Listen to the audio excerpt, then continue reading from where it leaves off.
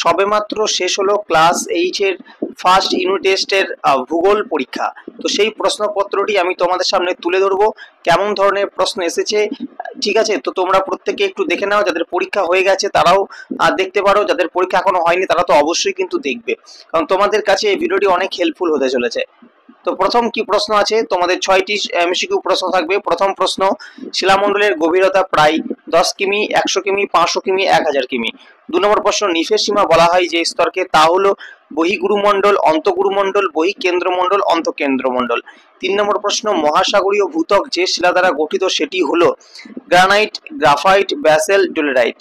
4 নম্বর প্রশ্ন, শিয়াল ও সীমা স্তরের মাঝে অবস্থিত কনরাড, মোহ, রেপত্তি, গুটেনবার্গ বিযুক্তি রেখা। 5 নম্বর প্রশ্ন, পৃথিবীর পৃষ্ঠের গড় তাপমাত্রা 10 degree Celsius, 15 degree Celsius, 20 degree Celsius, 30 degree Celsius. 6 নম্বর প্রশ্ন, সমস্ত মাধ্যম দিয়েই প্রবাহিত হতে পারে যে ভূমিকম্প তরঙ্গ, তা হলো পিএসএল, সব ধরনের তরঙ্গ। ঠিক আছে, চারটির মধ্যে সঠিকটা তোমাকে লিখতে হবে। এরপর হচ্ছে 2 এর দাগে শূন্যস্থান পূরণ আছে, দুটি আছে 2 নম্বর। প্রথম প্রশ্ন, বজ্রপাতের দেশ বলা হয় ড্যাশকে। 2 নম্বর প্রশ্ন, ভারত ও শ্রীলঙ্কা বিচ্ছিন্ন হয়েছে ড্যাশ প্রণালী দ্বারা। বি এর দাগে নিচের প্রশ্নগুলির অতি সংক্ষিপ্ত উত্তর দাও। যে দুটি তোমাদের করতে হবে, 1 নম্বর করে রয়েছে। প্রথম, সার্কের সদর দপ্তর কোথায় অবস্থিত? দ্বিতীয়, বাংলাদেশের উচ্চতম শৃঙ্গের নাম কি? আচ্ছা, 3 এর দাগের তোমাদের 2 নম্বর করে রয়েছে, মোট 4 নম্বর, যে কোনো দুটি করতে হবে। 3টি প্রশ্ন এখানে রয়েছে। প্রথম প্রশ্ন, ভারতকে উপমহাদেশ বলা হয় কেন? দ্বিতীয় প্রশ্ন, নেপাল পর্যটন শিল্পে উন্নত কেন? তৃতীয় প্রশ্ন, ক্যারেজ প্রথা কি?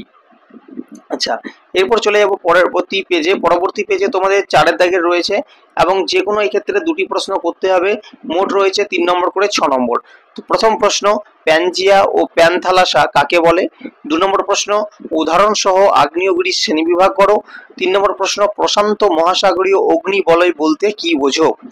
আচ্ছা, 5 এর দাগেরও দুটি প্রশ্ন করতে হবে। 3টি মোট এখানে প্রশ্ন দেওয়া আছে, যে কোনো দুটি প্রশ্ন তোমাদের এখানে করতে হবে।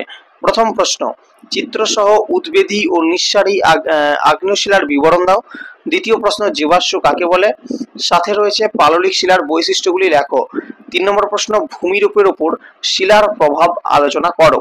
ঠিক আছে, তো এই ছিল ক্লাস 8 এর ফার্স্ট ইউনিট টেস্ট পরীক্ষা 2025 শিক্ষাবর্ষের ভূগোলের প্রশ্নপত্র। আশা করছি ভিডিওটা তোমাদের ভালো লাগবে, অনেক হেল্পফুল হবে।